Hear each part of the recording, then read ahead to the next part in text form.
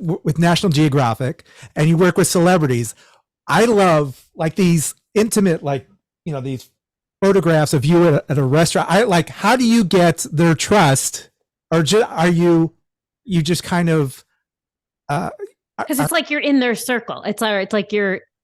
Well, Is that I what am. The difference now is now compared to back then, and I could do that now with those people, is we were all in the same age group, right? okay. If that was some young group now and I'm there, I don't know if I'd be as welcomed, even if they trusted me from whatever. But it's like these people were, my friends.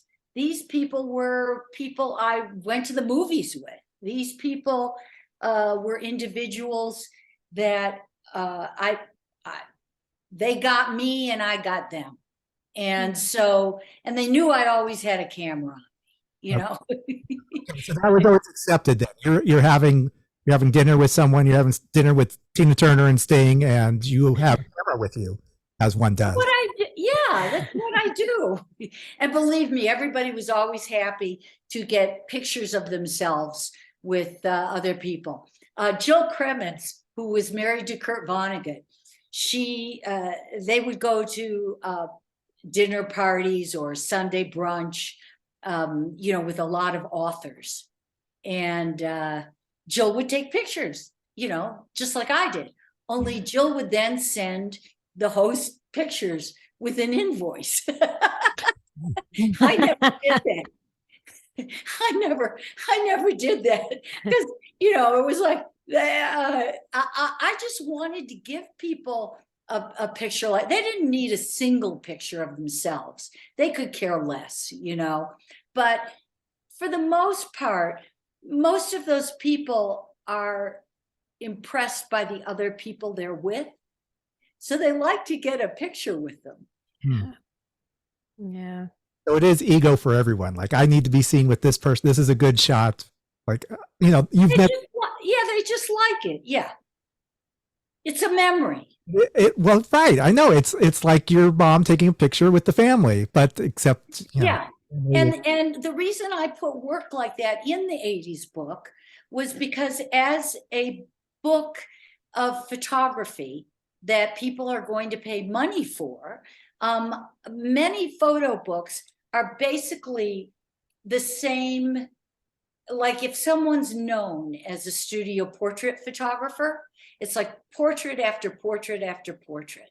And I'm trying to show with particularly this book, but probably all my books, that, there's different situations, and I'm capable and also have been able to make not only studio portraits that are thought out, but location portraits that are thought out, and location portraits that aren't thought out, documentary work, and then concert work, which is very similar to documentary work.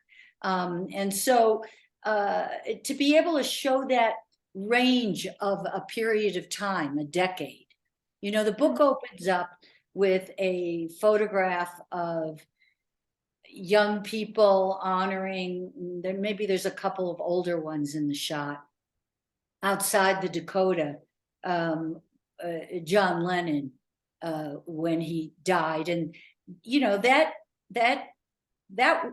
was 1980. That was the rest of the decade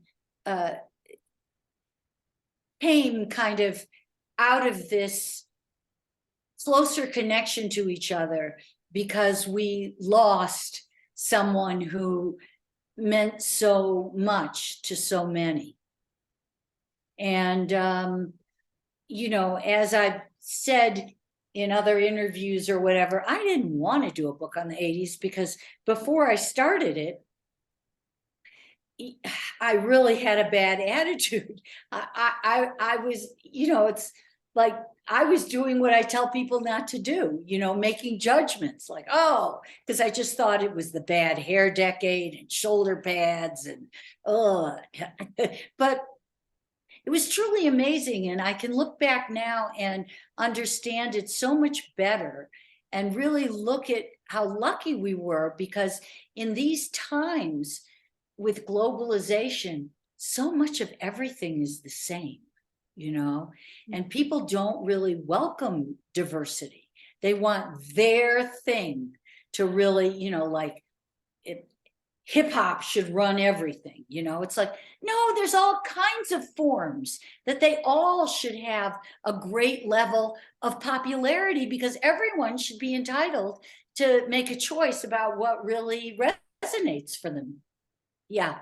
So what changed your mind about writing or making the book about the 80s? Looking at the range, seeing that at the same time that Ashford and Simpson were big and disco was big, that Herbie Hancock could have a hit with Rocket Man. He was known as a jazz guy, but his sold as many records as the other form did, and the same thing, that was really the beginning of the popularity of reggae. And yet at the same time, that was also, Judas Priest and Iron Maiden and Bon Jovi. I mean, it was the hair bands. And I found that my immediate reaction when asked if I would do a book on the 80s was common amongst my friends who are my age. The book opens up with a number of quotes from people of different generations. And if you look at, the people who are my age, Chris Stein of Blondie, Iggy Pop, it's all like, the 80s. And the coolest person. And then I also asked people like Ben Stiller, who the 80s, he was 14. That's his time, then